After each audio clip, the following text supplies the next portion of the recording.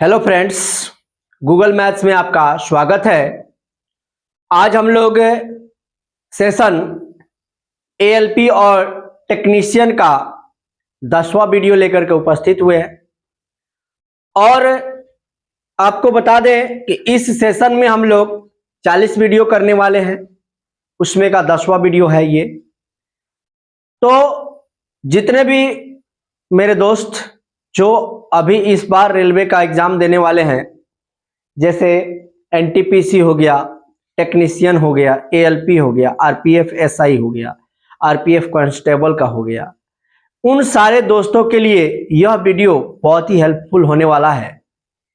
इसलिए आप लोग इस चैनल को सब्सक्राइब कर लीजिए और वीडियो को और अधिक शेयर कर दीजिए ताकि आपके और भी साथी हमसे जुड़ सके। तो आइए अब हम लोग प्रश्न का शुरुआत करते हैं। उससे पहले आपको बता दें कि मेरा जो चैनल है, इस चैनल पर आपको एक से एक अच्छे ट्रिकली वीडियो डाले गए हैं जो आपको एग्जाम में काम करेंगे। जैसे मैं आपको बता दूं, घन निकालने का यानी कि क्यूब निकालने का, उसके बाद स्क्वायर निकालने का बहुत अच्छे ट्रिक डाले गए हैं।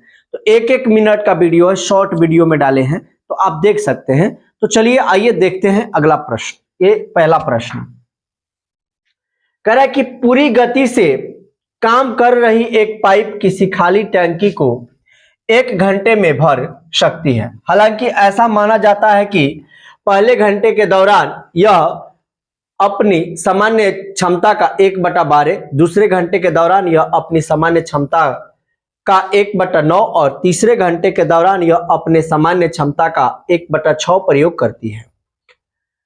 चौथे घंटे के दौरान यह अपनी सामान्य क्षमता का 1/4 प्रयोग करती है और पांचवें घंटे के दौरान यह अपनी सामान्य क्षमता का 1/3 प्रयोग करती है। एक अन्य पाइप भी इसी प्रकार का प्रदर्शन दर्शाती है, यानी कि दूसरा जो पाइप है वो भी 1/12, 1/9, 1/6, 1/4, 1/3 का प्रदर्शन दर्शाती है। लेकिन यदि वह पूरी गति से काम करती तो वह खाली टंकी को 2 घंटे में भर देगी। पानी को बाहर निकालने वाली पाइप के साथ जो एक स्थिर दर से टंकी को 5 घंटे में भरा जा सकता है। यदि कोई अन्य पाइप काम नहीं कर रही है तो ऐसे समय पर निकासी पाइप के द्वारा टंकी को खाली करने में कितना समय लगेगा? और हमारा ऑप्शन है 10, 15, 16 और 12। देखिए क्या होता है कि रेलवे में बच्चे क्या करते हैं ना, बड़े बड़े प्रश्न को छोड़ देते हैं और छोटे छोटे प्रश्न को कर लेते हैं। और जब नॉर्मलाइज होता है तो पड़ोसी का नॉर्मलाइज ज्यादा हो गया रहता है और इसका नॉर्मलाइज कम हो गया रहता है। तो याद रखिए कि रेलवे में जो बड़े बड़े क्वेश्चन बनाते हैं, जो हार्ड क्वेश्चन को बनाते हैं, उनका नॉर्मलाइज में मार्क्स 20-20 मार्क्स तक बढ़ा है, 20-20। तो समझ सकते हैं कोई कोई विद्यार्थी 40 मार्क्स करके रॉ मार्क्स और उसके बाद उसका नॉर्मलाइज में 20 बढ़ गया, 60 हो गया और उनका रिजल्ट आ गया। तो आप ये समझ सकते हैं कि यह क्वेश्चन भी हमारे लिए इंपॉर्टेंट है। तो चलिए देखते हैं। बहुत ही इजी सवाल है। सबसे पहले पहला बार में 1 घंटा है तो 1 घंटा को 1/1 लिखेंगे और 1/12 प्लस 1/9 प्लस 1/6 प्लस 1/4 प्लस 1/3, यह 5 घंटे का वर्क है उसका। दूसरा एक और पाइप है जो 2 घंटे में काम करता है, तो इसको 1/2 लेंगे, ठीक है। और वह भी 1/12 प्लस 1/9 प्लस 1/6 प्लस 1/4 प्लस 1/3 के हिसाब से वर्क करता है। और एक अन्य पाइप है जो इसको क्या करता है, खाली करता है, और ये सबके बराबर में हम 1 लेंगे, ध्यान दीजिएगा। अब क्या है कि अगर आप बटा के जोड़ सीखे होंगे तो इसको जब आप कैलकुलेट करिएगा तो ये आएगा 34/36। उसी प्रकार से जब इसको आप करिएगा तो 1/2 गुणे 34/36 माइनस में क्या आएगा 5x और बराबर में बनेगा 1। अब यहां पे ध्यान दीजिएगा, आप अगर इसको काटना चाहेंगे तो ये 17 मर्त में कट जाएगा, यानी कि 34/36 प्लस में 17/36 माइनस में 5x बराबर में 1। यहां पे दिखाई दे रहा है, ठीक है। अब 36 और 36 है तो इसका एलसीएम क्या लेंगे हम, देखिए यहां पे बना रहा हूं, यहां पे 36 और 36 जब है तो इसका एलसीएम लेंगे तो 36 बनेगा, और 34 और 17 जोड़ेंगे तो 51, और माइनस में 5x बराबर में 1। यहां से अब देखिए कुछ नहीं है, अब बस आंसर निकल ही गया है। यहां पे 51/36 माइनस में 1 अब बराबर में 5x। यानी कि मैंने किया क्या कि ये जो 5x था इसको इधर लाए और 1 को इधर लाए। अब यहां से बटा के जोड़ करिए, 36 और 1 का एलसीएम जब आप लेंगे, 36 और 1 का जब एलसीएम आप लेंगे, ठीक है, 36 और 1 कैल्शियम लेंगे तो बनेगा 36, तो 51 माइनस 36/36, ठीक है। अब यहां पे जब हम घटाएंगे तो कितना बनेगा, इसको घटाइए तो क्या बनेगा 15, ठीक है, 15 बनेगा। कैसे, तो 11 में से 6 गया तो 5, और ये बच गया 4 तो 1, फिर यहां पे नीचे है 36 और बराबर में है 5x, तो 5 तिया हो जाएगा 15 और 12 तिया हो जाएगा 36, यानी कि इस प्रश्न का आंसर हो जाएगा 12। अब देखिए हम आपको समझाए हैं तब इतना हम करे हैं, अगर हम आपको समझाएंगे नहीं तो बहुत जल्दी से इसे आप कर सकते हैं। आप भी करके देखिएगा, एक बार दो बार प्रैक्टिस करके देखिए, बहुत इजी वे में बन जाएगा। आइए फ्रेंड्स अगला क्वेश्चन देखते हैं। अगला क्वेश्चन कह रहा है कि निम्नलिखित संख्याओं में से संयुक्त संख्या कौन सी नहीं है। तो याद रखेंगे कि संयुक्त संख्या वह संख्या होती है जिसका कोई गुणनखंड हो।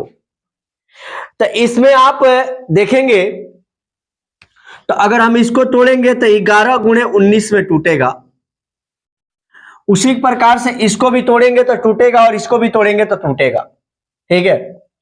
अगर इसको हम तोड़े तो 7 गुणे 23 होगा, 7 तिरका 21 का 1, 7 दूनी 14 और 2 16, ठीक है। उसके बाद इसको भी आप तोड़िएगा तो टूट जाएगा। एक ये 109 ऐसी संख्या है जिसको तोड़ने पर आपका गुणनखंड नहीं टूटेगा, तो इस प्रकार से आपका ये आंसर हो जाएगा 109। ध्यान से बस आपको इतना समझना है कि संयुक्त संख्या किसके कहते हैं, जिसका गुणनखंड कोई निकल जाएगा उसको संयुक्त संख्या बोलेंगे, बाकी का नहीं निकल रहा है तो नहीं लेंगे। फिर कह रहा है कि इतना और इतना का यानी 16, 28 और 42 का एलसीएम क्या होगा, इसमें से एलसीएम क्या होगा, ठीक है। तो आप एलसीएम जानते होंगे निकालना, 16, 28 और 42 का जल्दी जल्दी से आप परीक्षा में निकालेंगे। 8 हो जाएगा, 14 हो जाएगा और 21 हो जाएगा। 2 से करेंगे 4 हो जाएगा, 7 हो जाएगा और 21 हो जाएगा। फिर 7 से करेंगे 4 हो जाएगा, 1 हो जाएगा और 3 हो जाएगा। 4 तिया 12, 12 7 84, और 84 में जब आप 4 से गुणा करेंगे, ठीक है, एक ही ऑप्शन बन रहा है हमारा, वो 336।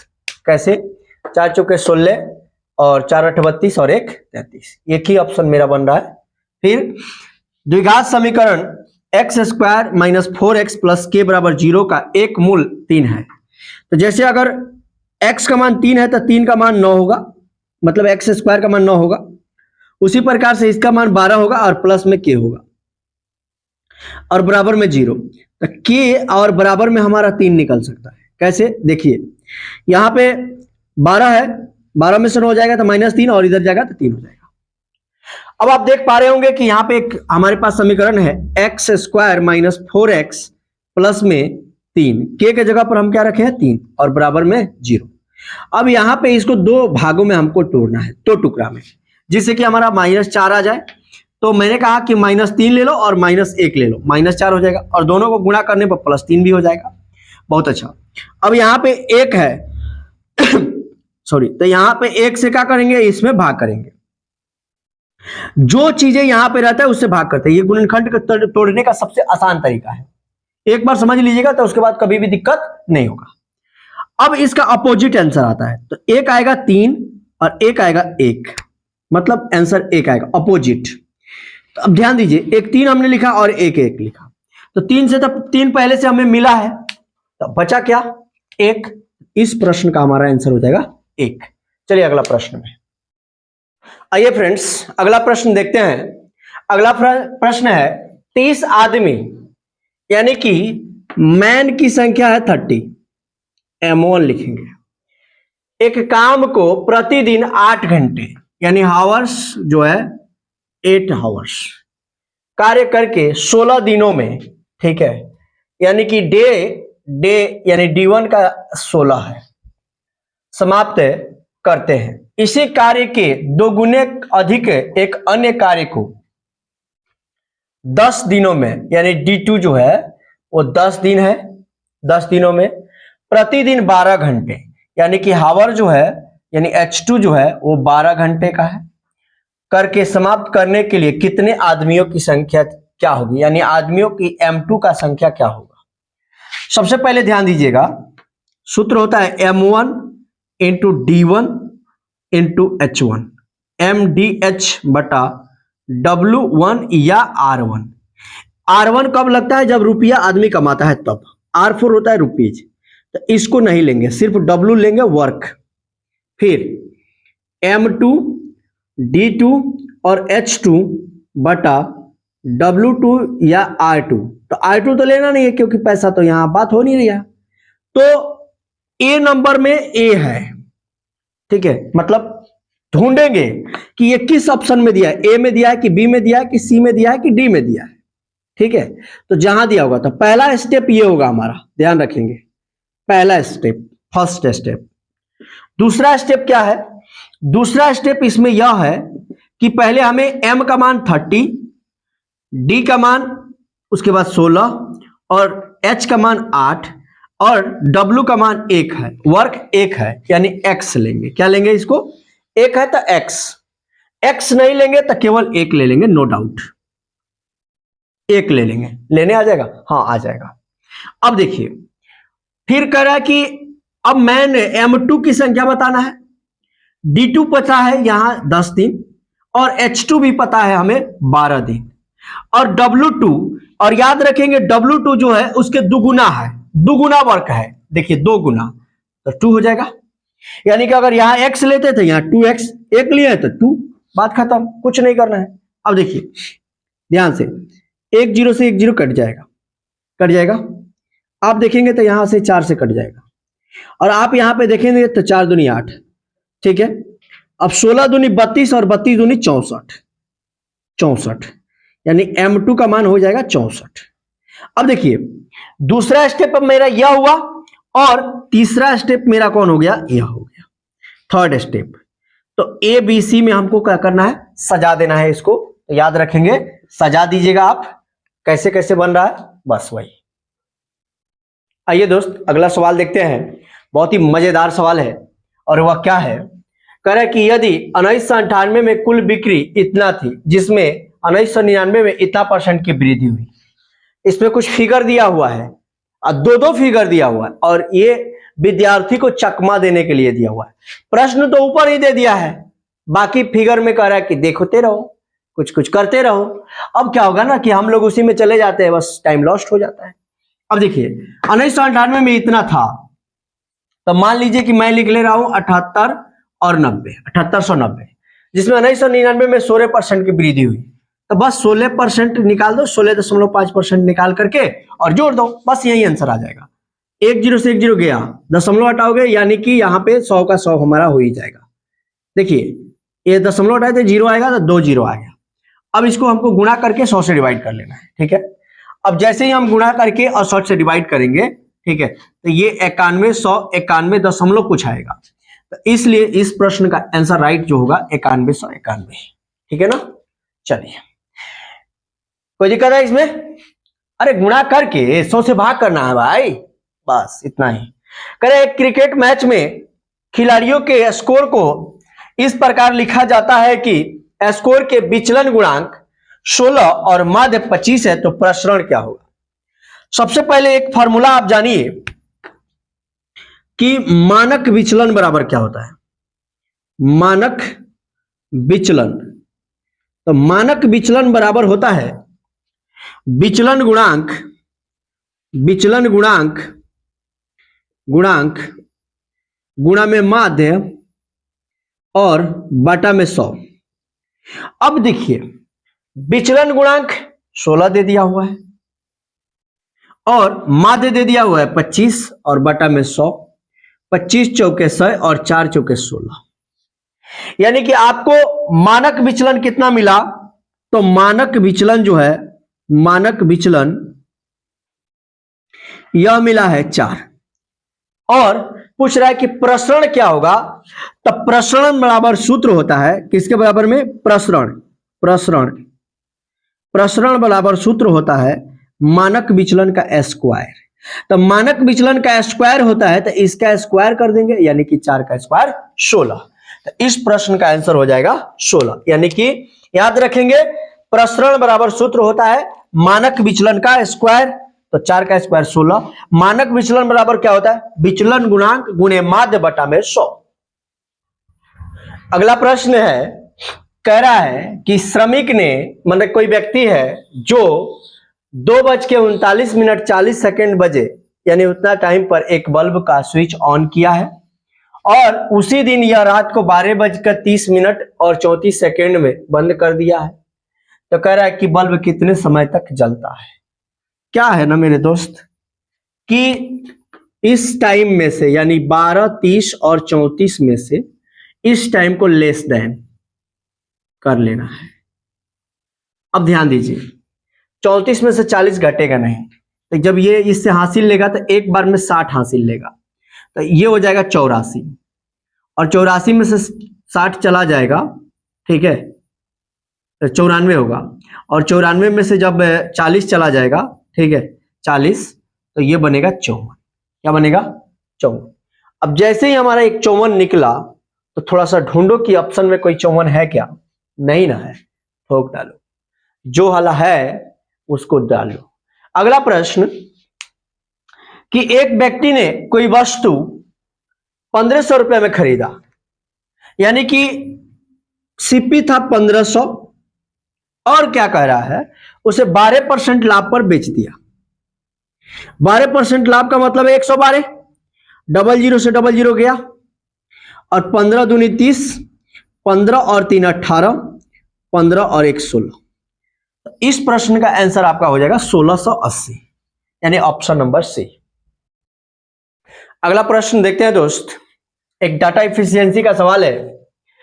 करें कि सब्जेक्ट, यहां पे ए सब्जेक्ट दे दिया हुआ पीसीएम और बोल रहा है कि जो 4 स्टूडेंट है इनके द्वारा प्राप्त अंक है। तो कह रहा है कि पीसीएम में औसत अंक बताइए। पीसीएम में चारों स्टूडेंट के द्वारा 4 ये और 4 ये। अब देखिए इसको जोड़ना है, इसको जोड़ना है, ठीक है ना।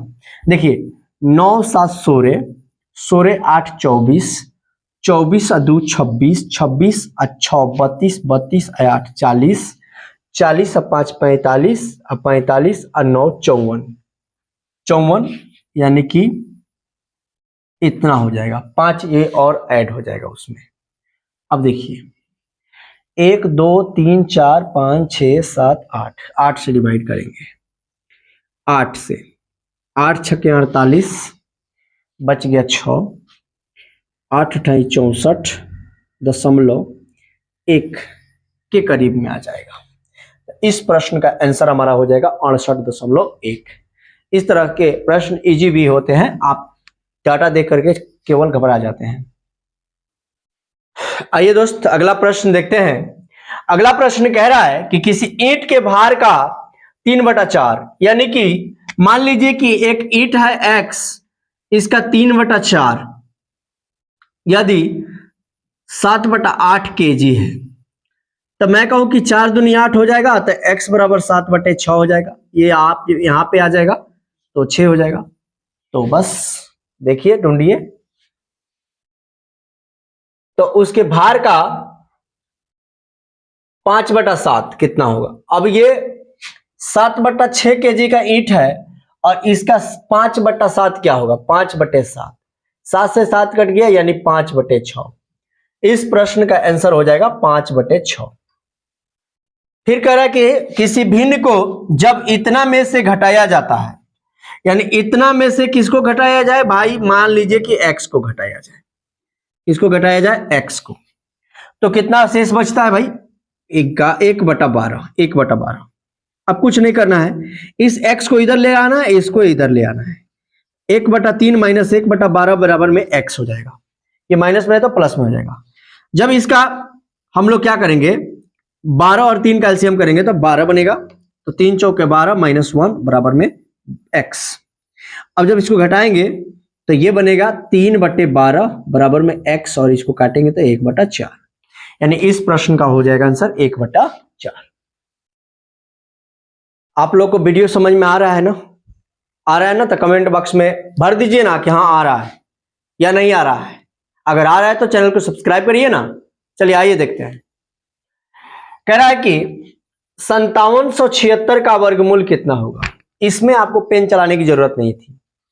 सबसे पहले देखिए यूनिट डिजिट, देखिए 4 हो सकता है, नहीं तो 6 हो सकता है, और ये 57 है तो 7 7 49 यानी कि 76। कुछ नहीं करना था।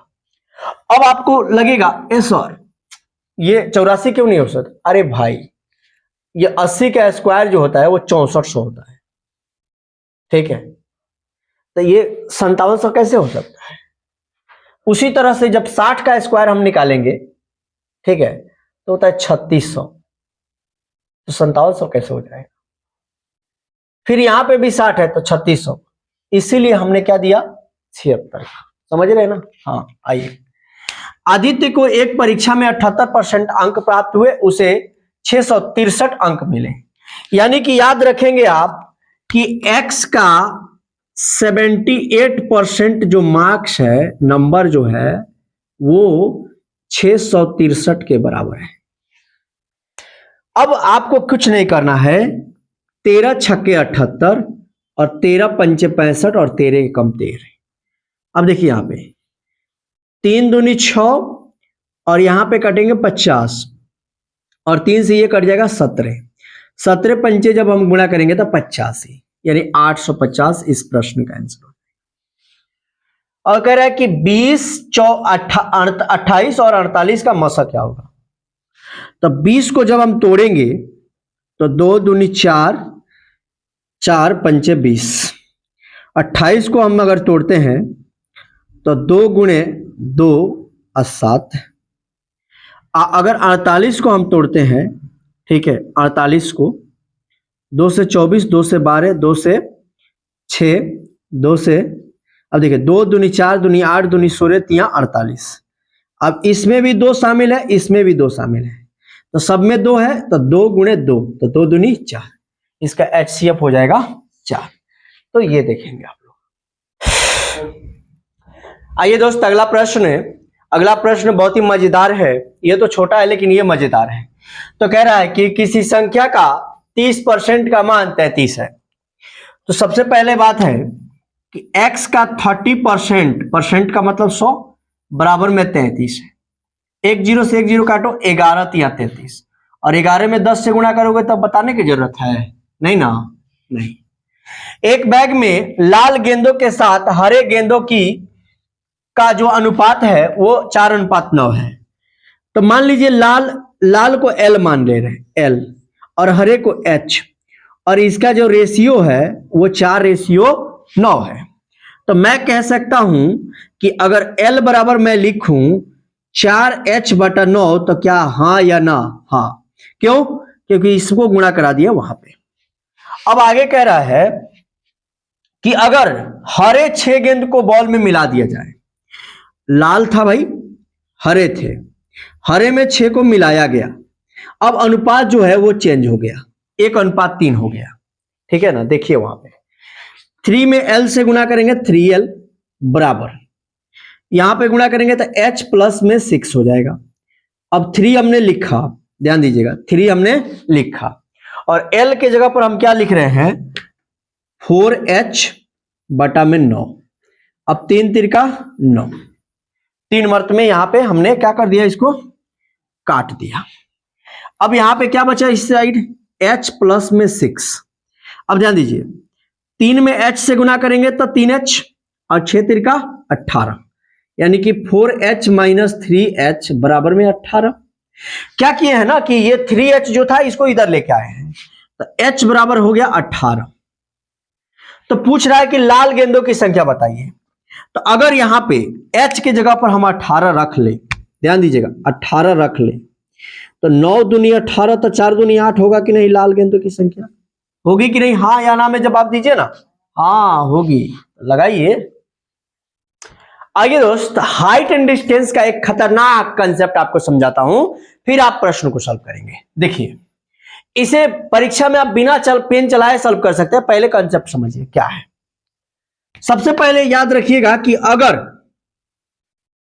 यहां पे थीटा अगर 30 डिग्री हो तो ये 1 होता है, ये √3 होता है और ये 2 होता है। अगर यहां पे अगर 60 डिग्री हो तो ये √3 होता है और ये 1 होता है और ये 2 होता है। अब 2 ही कंसेप्ट पढ़ा रहे हैं, 45 का फिर बाद में बता देंगे, बड़ा वीडियो हो जाएगा, तो पहले इसको देखते हैं।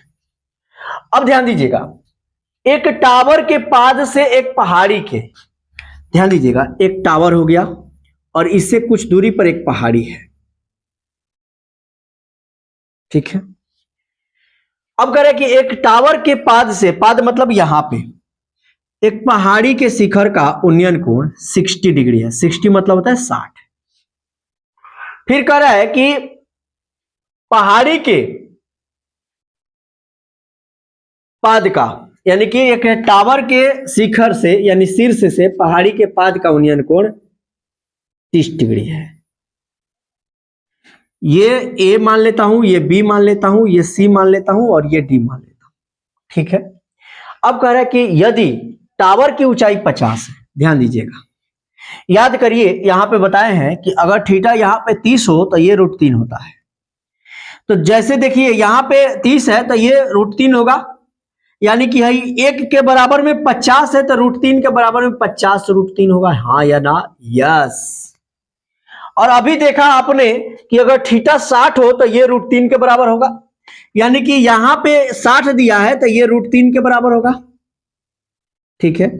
यानी कि एक रेशियो के बराबर में 150 50 √3 है, तो √3 रेशियो के बराबर में क्या होगा? तो इसमें गुणा कराएंगे, बस कर दीजिए गुणा, ठीक है। 3 में 3 से गुणा करेंगे तो मान 3 और यहां पे 50, 50 3 150 मीटर। इस प्रश्न का आंसर राइट हो जाएगा। कंसेप्ट बहुत ही बेसिक है, समझ लीजिएगा, बिना पेन चलाए इसका आंसर दे सकते हैं आप। आइए फ्रेंड्स, अगला सवाल है कि एक प्लेटफॉर्म पर खड़े एक आदमी को पार करने के लिए, देखिए एक आदमी होता है वो बहुत बड़ा लंबा नहीं होता है। जैसे एक प्लेटफॉर्म होता है वो लंबा होता है, जैसे एक पुल होता है वो लंबा होता है, तो आदमी को पार करने में उसकी लंबाई नहीं जुटेगी। ध्यान दीजिएगा। अब चलिए, 54 किलोमीटर प्रति घंटा की गति से चलने वाली 180 मीटर लंबी एक रेलगाड़ी के द्वारा कितना समय लगेगा? सबसे पहले एक फॉर्मूला होता है, आप सीख जाइए उसको। क्या होता है कि D बराबर होता है S गुने T गुणा में 5/18। D फोर होता है दूरी, डिस्टेंस, तो 180 मीटर की दूरी है, बराबर S स्पीड कितना है? 54 किलोमीटर प्रति घंटा। टाइम हमको पता नहीं है, टाइम हमको निकालना है, और 5/18, 18 3 54, ठीक है ना, और 5 3 15, 15 से जब 180 को काटोगे तो 12 मिनट में कटेगा, यानी कि 12 सेकेंड का उसे टाइम लगेगा। कितने सेकेंड का? 12 सेकेंड का, ठीक है। फिर कह रहा है कि 10 पारियों के बाद किसी बल्लेबाज का प्रति पारी औसत स्कोर 52 था। तो मैं कहूं कि 10 पारी में 52 के स्कोर से बनाया होगा तो 520 रन बनाया होगा। फिर कह रहा है कि 12वीं पारी के बाद औसत स्कोर 54 हो गया, यानी कि 12 चौके 48 और 12 पचे 60 और 4 64, यानी कि 648, यानी कि 12 गुणा में 54 जब हम करे हैं तो ये हमारा कितना बन गया? 648, ठीक है। अब इसको घटाना है हमको, तो 8 बन जाएगा और फिर 2 बन जाएगा और फिर 1 बन जाएगा 128।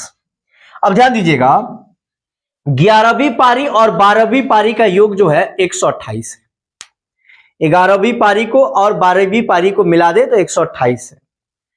तो कह रहा है कि एक जो पारी है ना उसमें 16 रन अधिक, यानी 12वीं में 16 रन अधिक और एक में 16 रन कम। तो कुछ नहीं करना है, अगर 11वीं पारी का मान निकालना है तो इसमें से 16 घटा करके 2 से भाग कर दीजिए। तो 16 जब हम इसमें से घटाएंगे, ठीक है, तो 112 बनेगा। 16 लेस अगर हम करते हैं तो ये देखिए 2 और ये बचे 1 और ये 1। अब इसको 2 से डिवाइड कर देंगे, बस 56 हो जाएगा इस प्रश्न का आंसर। ठीक है, कैसे?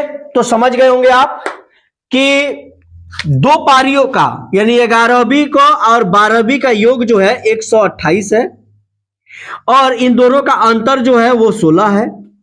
अब इन दोनों को जब काटेंगे तो 2x बराबर, अब इसको जब जोड़ेंगे तो 8 6 14 और 4 और फिर 1, इसको लिखेंगे तब 72 आ जाएगा। यानी कि 12वीं पारी में 72 और 11वीं पारी में 56। 56 कैसे? तो क्या करेंगे, इस 72 को 128 में से घटा लेंगे, तो इस प्रश्न का आंसर हो जाएगा 56। तो दोस्त इस वीडियो में 20 क्वेश्चन हमने कंप्लीट किया और ये 10वां वीडियो था। इसके बाद हम लोग अगले वीडियो यानी कि 11 नंबर वीडियो में मिलेंगे आपसे। तो चलिए हम आपसे विदा लेते हैं। उससे पहले आपको बता दें कि अगर आपने अभी तक चैनल को सब्सक्राइब नहीं किया है तो चैनल को सब्सक्राइब कर लीजिए और याद रखिए कि कोई भी ट्रिकली वीडियो देखना है तो मेरे चैनल पर जा करके देखिए, बहुत अच्छे अच्छे वीडियो मिलेंगे आपको। चलिए, जय हिंद,